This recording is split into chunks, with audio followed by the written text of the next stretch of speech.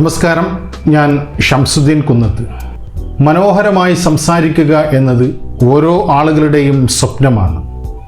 നാലാൾ കൂടുന്നിടത്ത് നമ്മുടെ മനസ്സിലുള്ള ഒരു ഐഡിയയെ മറ്റുള്ളവരിലേക്ക് മനോഹരമായും എഫക്റ്റീവായും പകർന്നു നൽകുക എന്നത് ഓരോ ആളുകളുടെയും ആഗ്രഹമാണ്.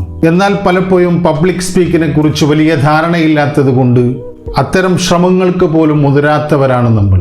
നമ്മുടെ മനസ്സിലുള്ള ആഗ്രഹങ്ങളെ നാലാൾ കൂടുന്ന സ്ഥലത്ത് മനോഹരമായും കരിഷ്മാറ്റിക്കായും സംസാരിക്കാൻ കഴിയുക എന്ന നമ്മുടെ സ്വപ്നത്തെ സാക്ഷാത്കരിക്കാൻ കഴിയുന്ന കുറച്ച് കാര്യങ്ങളും ടിപ്പുകളുമാണ് ഈ വീഡിയോയിൽ നാം ഡിസ്കസ് ചെയ്യുന്നത്.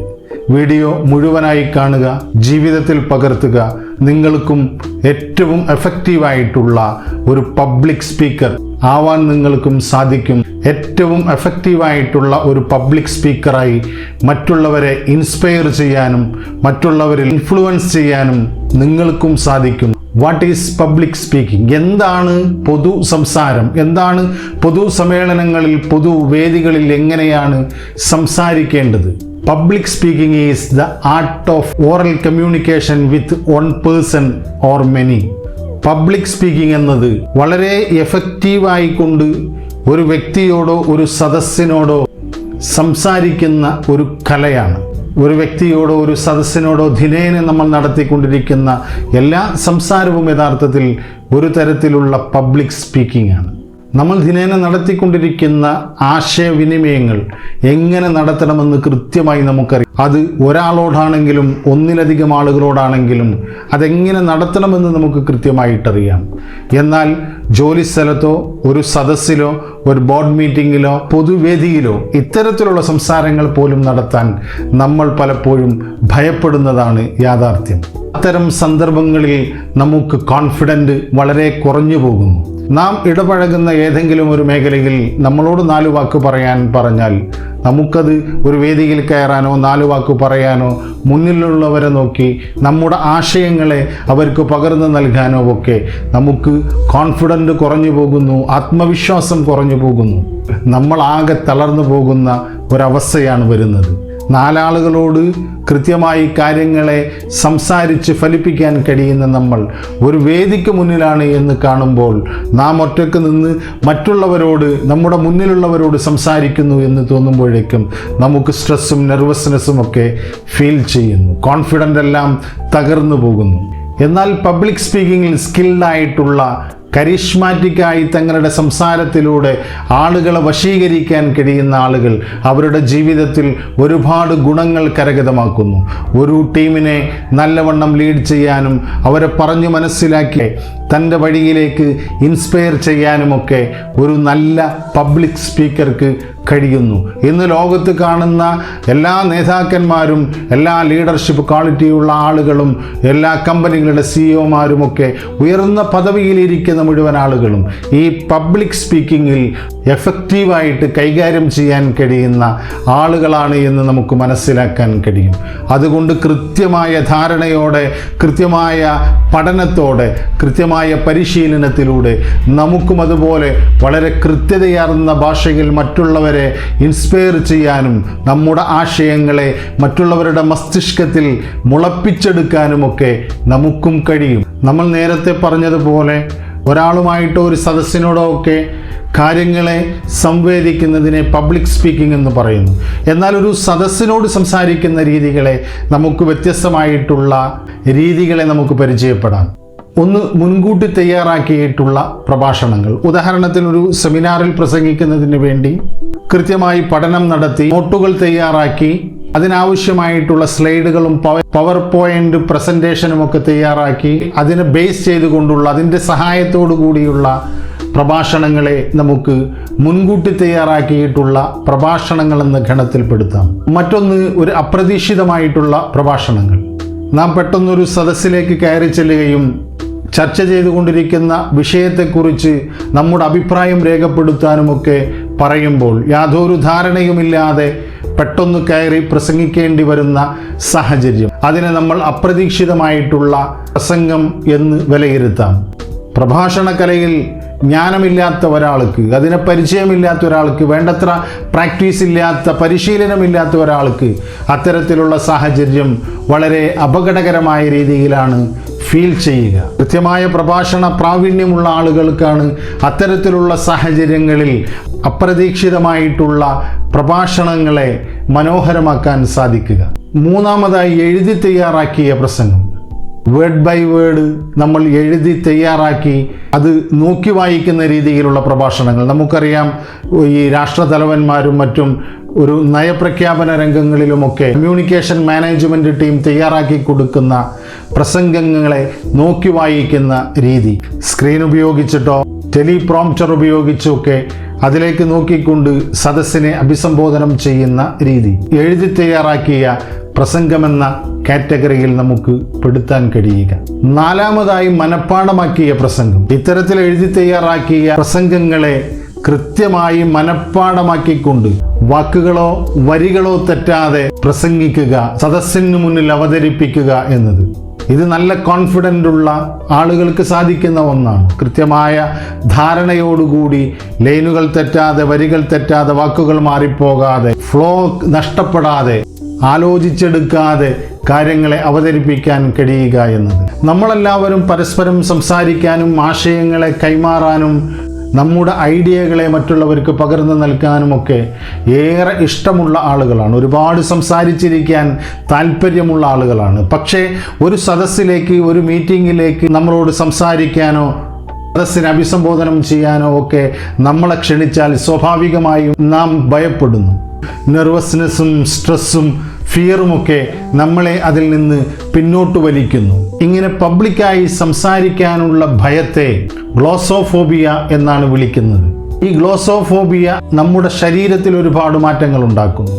അത് വിറയലുണ്ടാക്കുന്നു, ശരീരം വിയർക്കുന്ന അവസ്ഥ ഉണ്ടാക്കുന്നു, തലകറക്കം പോലെയുള്ള അവസ്ഥയിലേക്ക് നമ്മളെ മാറ്റുന്നു, നമ്മുടെ ശ്വാസഗതിയെ പോലും ത്വരിതഗതിയിലാക്കി മാറ്റുന്നു. ഫിസിയോളജിസ്റ്റുകൾ പറയുന്നത് ഇത്തരം ശാരീരിക അവസ്ഥയിലേക്ക് നമ്മളെ മാറ്റുന്നതിന് കാരണം നമ്മുടെ ബ്രെയിനിൽ ഉണ്ടാകുന്ന ഈ ഗ്ലോസോഫോബിയ എന്ന അവസ്ഥയാണ് എന്നാണ്. ഈ അവസ്ഥ നമ്മളെ ഹൈപ്പറോസർ സ്റ്റേറ്റിലേക്ക്, active in the sense of fear എന്ന അവസ്ഥയിലേക്ക് കൊണ്ടെത്തിക്കുന്നു. ഇത് നമ്മളിൽ ഭയമെന്ന വികാരത്തെ സജീവമാക്കുന്നു, നമ്മുടെ സ്റ്റേജിലെ പെർഫോമൻസിനെ സാരമായി ബാധിക്കുന്നു. എന്നാൽ ഒരു സദസ്സിലേക്ക് നോക്കി നാം സംസാരിക്കാൻ തുടങ്ങുമ്പോൾ ഈ സദസ്സിലുള്ള ആളുകൾ തന്നെ തുറിച്ചു നോക്കുന്നുണ്ടോ എന്ന ഒരവസ്ഥയാണ് നമ്മളെ ഇത്തരം സാഹചര്യങ്ങളിലേക്ക് മാറ്റപ്പെടുന്നത്.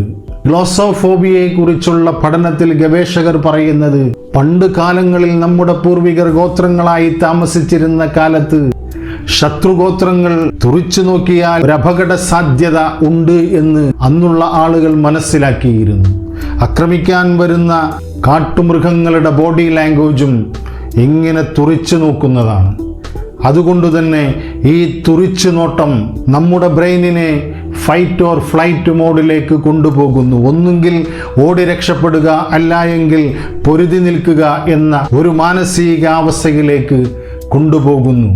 അക്കാലത്തുണ്ടായിരുന്ന ആ ഭയത്തിൻ്റെ ഓർമ്മകളാണ് ഇപ്പോഴും ഇത്തരം സാഹചര്യങ്ങളിൽ നമ്മളിൽ പ്രവർത്തിച്ചു കൊണ്ടിരിക്കുന്നത് എന്നാണ് ഇതിനെക്കുറിച്ച് ഗവേഷണം നടത്തിയ ഗവേഷകരുടെ കണ്ടുപിടുത്തം. നാം ഒരു പ്രഭാഷണത്തിന് വേണ്ടി സദസ്സിൻ്റെ മുന്നിൽ നിൽക്കുമ്പോഴും നമ്മുടെ ഉള്ളിലേക്ക് ഈ ആളുകളുടെ തുറിച്ചുനോട്ടം പതിക്കുന്നുണ്ടോ എന്ന ഒരർത്ഥത്തിൽ അത്തരം മെമ്മറികൾ വീണ്ടും നമ്മുടെ ബ്രെയിനിൽ രജിസ്റ്റർ ചെയ്യുമ്പോഴാണ് ഈ പറഞ്ഞ രീതിയിലേക്ക് നമ്മുടെ ശരീരത്തിലുള്ള ഈ വിറയലും ഈ ശ്വാസതടസ്സവും മാറ്റവുമെല്ലാം സംഭവിക്കുന്നത്. ആ സമയത്ത് നമ്മളിൽ ഓടി രക്ഷപ്പെടാനുള്ള ഒരു ത്വര നമ്മളിൽ ഉത്തേജിപ്പിക്കപ്പെടുന്നു. ഇത്തരം സാഹചര്യങ്ങളെ ഓവർകം ചെയ്യാനും അതിനെ പരിഹരിക്കാനും മറികടക്കാനുമൊക്കെ സഹായിക്കുന്ന രീതിയിൽ ഗവേഷകർ കണ്ടെത്തിയ ഏതാനും ചില ടിപ്പുകളാണ് നാം ഇനി ചർച്ച ചെയ്യാൻ പോകുന്നത്. ഇത് നിങ്ങൾ കൃത്യമായി മനസ്സിലാക്കുകയും ഉപയോഗിക്കുകയും ചെയ്താൽ നിങ്ങൾക്കും മനോഹരമായി സദസ്സിനെ കയ്യിലെടുക്കാൻ കഴിയുന്ന, നിങ്ങളുടെ കൂട്ടുകാരെ കയ്യിലെടുക്കാൻ കഴിയുന്ന, നിങ്ങളുടെ കോവർക്കേഴ്സിനെ കൂടെ ജോലി ചെയ്യുന്ന ആളുകളിൽ ഇംപ്രഷൻ ഉണ്ടാക്കാൻ കഴിയുന്ന, അവരെ ഇൻസ്പയർ ചെയ്യാൻ കഴിയുന്ന, നിങ്ങളുടെ ടീം അംഗങ്ങളെ കൃത്യമായ രീതിയിൽ കൊണ്ടുപോകാനും അവരെ ഉത്തേജിപ്പിക്കാൻ കഴിയുന്ന ഒരു പോസിറ്റീവ് മൊമെന്റിലേക്ക് നിങ്ങൾ നയിക്കാൻ കഴിയും എന്നുള്ളതിൽ യാതൊരു സംശയവുമില്ല. ഡലേൽ കാർനെഗി തൻ്റെ ആർട്ട് ഓഫ് പബ്ലിക് സ്പീക്കിംഗ് എന്ന പുസ്തകത്തിൻ്റെ 13ാമത്തെ പതിപ്പിൽ പറയുന്നു, if you believe you will fail, there is no hope for you, you will. നിങ്ങൾ പരാജയപ്പെടുമെന്ന് നിങ്ങൾ വിശ്വസിക്കുന്നുവെങ്കിൽ പിന്നെ നിങ്ങളിൽ യാതൊരു പ്രതീക്ഷയുമില്ല, നിങ്ങൾ പരാജയപ്പെടുക തന്നെ ചെയ്യുമെന്ന്. അപ്പം അത്തരം പരാജയ ഭീതികളെ മാറ്റി നിർത്തിക്കൊണ്ട് ഗവേഷകർ കണ്ടെത്തിയ, പ്രഗത്ഭർ കണ്ടെത്തിയ ഈ 5-6 ടിപ്പുകളെ കൃത്യമായി നമ്മൾ പരിശോധിച്ച് അതിലൂടെ പരിശീലനം നടത്തിയാൽ ഒരു വിജയിയായിട്ടുള്ള എഫക്റ്റീവ് പബ്ലിക് സ്പീക്കറായി മാറാൻ നമുക്കെല്ലാവർക്കും സാധിക്കും. ഇത്തരം ഭയങ്ങളെ മാറ്റിയെടുക്കാൻ പരിശീലനങ്ങളും എക്സസൈസുകളുമെല്ലാം നമ്മളെ സഹായിക്കും. മാത്രമല്ല, നല്ല പരിശീലന ക്ലാസുകളിൽ പങ്കെടുക്കുകയും കൃത്യമായ ധാരണയുള്ള ഒരു പ്രൊഫഷണലിന് കീഴിൽ നിങ്ങൾ കൃത്യമായ രീതിയിൽ ഇതിനെക്കുറിച്ച് പഠനം നടത്തുകയും പരിശീലിക്കുകയും ചെയ്താൽ നിങ്ങൾക്കും നല്ല രീതിയിലുള്ള ഒരു എഫക്റ്റീവ് പബ്ലിക് സ്പീക്കറായി മാറാൻ സാധിക്കും. അത് നിങ്ങളുടെ ജീവിതത്തെ തന്നെ മാറ്റിമറിക്കും. അത് നിങ്ങളുടെ ഈ സാഹചര്യങ്ങളെ മാറ്റിമറിക്കും. അത് നിങ്ങൾക്ക് പേഴ്സണൽ ബ്രാൻഡിങ് സമ്മാനിക്കും. നിങ്ങളുടെ കൂട്ടങ്ങളിലെ ലീഡർഷിപ്പ് നിങ്ങൾക്ക് സമ്മാനിക്കും. പ്രസംഗകലയെ എങ്ങനെ മനോഹരമാക്കാമെന്ന 6 ടിപ്പുകളിലേക്ക് നമുക്കൊന്ന് പോകാം. 1. നല്ല തുടക്കം. കേവലം 30 സെക്കൻഡ് മുതൽ 60 സെക്കൻഡ് വരെ നിലനിൽക്കുന്ന ഈ നെർവസ്നെസ്, ഈ സഭാകമ്പത്തെ നമുക്ക് മറികടക്കാൻ സാധിച്ചാൽ പിന്നീട് നാം ഉദ്ദേശിച്ച മുഴുവൻ കാര്യവും സദസ്സിനെ കൃത്യമായി എഫക്റ്റീവായി പറഞ്ഞു ഫലിപ്പിക്കാൻ നമുക്ക് സാധിക്കും. അതുകൊണ്ട് നമ്മുടെ തുടക്കത്തെ നന്നാക്കുക. നമ്മുടെ ഈ സ്പീച്ചിലൂടെ, ഈ പ്രസൻറ്റേഷനിലൂടെ എന്താണ് നമ്മൾ ഡെലിവർ ചെയ്യാൻ പോകുന്നത്, എന്താണ് നമ്മൾ പറയാൻ പോകുന്നത് എന്നതിനെക്കുറിച്ച് ഒരു ധാരണയോടുകൂടി നമുക്ക് തുടങ്ങാൻ കഴിഞ്ഞാൽ സദസ്സിനത് കൃത്യമായി മനസ്സിലാക്കാൻ സാധിക്കും. നാം പറയാൻ പോകുന്നതിനെക്കുറിച്ച് ഒരു നല്ല കോട്ടോ മഹദ്വചനമോ പറഞ്ഞുകൊണ്ട് നമുക്ക് തുടങ്ങാം. അതുമല്ല എങ്കിൽ മറ്റുള്ളവരെ ഉത്തേജിപ്പിക്കുന്ന രീതിയിൽ ഒരു നർമ്മത്തിലൂടെ, ചിരിയിലൂടെ എഫക്റ്റീവായിട്ട് സദസ്സിനെ നമ്മളിലേക്ക് ക്ഷണിക്കാം. അതുമല്ല എങ്കിൽ ഒരു പേഴ്സണൽ സ്റ്റോറി പറഞ്ഞുകൊണ്ട്, ഒരു കഥയിലൂടെ നമുക്ക് ഈ സദസ്സിൻ്റെ ശ്രദ്ധ പിടിച്ചു പറ്റാം. അല്ല എങ്കിൽ BLUF ടെക്നിക്കിലൂടെ സദസ്സിനെ നാം പറയാൻ ഉദ്ദേശിക്കുന്ന കാര്യത്തിലേക്ക് അവരുടെ ശ്രദ്ധയെ കൊണ്ടുവരാം. പറയാൻ ഉദ്ദേശിക്കുന്ന കാര്യത്തിൻ്റെ കൃത്യമായ ഒരു ധാരണയെ, ഒരു ഉദ്ധരണിയെ നർമ്മത്തിൽ കലർന്ന ഒരു വാക്കിലൂടെ, ഒരു കഥയിലൂടെ നമുക്ക് സദസ്സിനെ ആദ്യ മിനിറ്റിൽ തന്നെ നമുക്ക് മനോഹരമായ രീതിയിൽ കൈയെടുക്കാൻ കഴിഞ്ഞാൽ പിന്നീട് നമ്മുടെ പ്രസംഗം മനോഹരവും രസകരവുമായി ജനങ്ങൾക്ക് സ്വീകരിക്കാൻ കഴിയും. നമ്മൾ ഉദ്ദേശിച്ച ഐഡിയയെ കൃത്യമായി എത്ര മണിക്കൂറുകൾ എടുത്താലും കൃത്യമായി അവരുടെ മനസ്സിലേക്ക് എത്തിച്ചു കൊടുക്കാൻ നമുക്ക് കഴിയും. രണ്ടാമതായി, കീപ് ഐ കോണ്ടാക്ട്. ലോകത്ത് തന്നെ അറിയപ്പെട്ട അവതാരകനായ സൈമൺ സിനക്ക് നൽകുന്ന ഒരു ഉപദേശമുണ്ട്. നിങ്ങളൊരു പ്രഭാഷണത്തിനൊരുങ്ങുകയാണ് എങ്കിൽ സദസ്സിന് മുന്നിൽ നിന്നാൽ നിങ്ങളെല്ലാവരെയും ഒന്ന് കണ്ണോടിച്ച് നോക്കുക. എന്നിട്ട് നിങ്ങൾ ഓരോ പോയിന്റ് പറയുമ്പോഴും ഓരോ വ്യക്തികളിലേക്ക് നോക്കുക. പരമാവധി നിങ്ങൾക്ക് പറയാനുള്ള ഒരു വാചകം പൂർത്തിയാക്കി കഴിഞ്ഞാൽ മറ്റൊരു വ്യക്തിയിലേക്ക് നിങ്ങളുടെ നോട്ടത്തെ മാറ്റുക. അങ്ങനെ സദസ്സിൻ്റെ വിവിധ ഭാഗങ്ങളിലുള്ള ആളുകളുമായി ഇൻഡിവിജ്വലായി സംസാരിക്കുന്ന രീതിയിലുള്ള ഒരു പ്രതീതി ജനിപ്പിക്കുകയും നിങ്ങൾക്ക് പറയാനുള്ളതിനെ കൃത്യമായി അവരുടെ ഓരോ ആളുകളുടെ മുഖത്ത് നോക്കി നിങ്ങൾ സംസാരിക്കുകയും ചെയ്താൽ നിങ്ങളുടെ ബ്രെയിനിൽ ഈ തുറിച്ചുനോട്ടമെന്ന ഓസോഫോബിയക്ക് കാരണമായിട്ടുള്ള ചിന്ത കടന്നു വരാതിരിക്കുകയും നിങ്ങളുടെ ബ്രെയിനിനെ ഫൈറ്റ് ഓർ ഫ്ലൈറ്റ് എന്നതിലേക്ക് മാറാതെ കാത്തു സൂക്ഷിക്കാനും കഴിയും.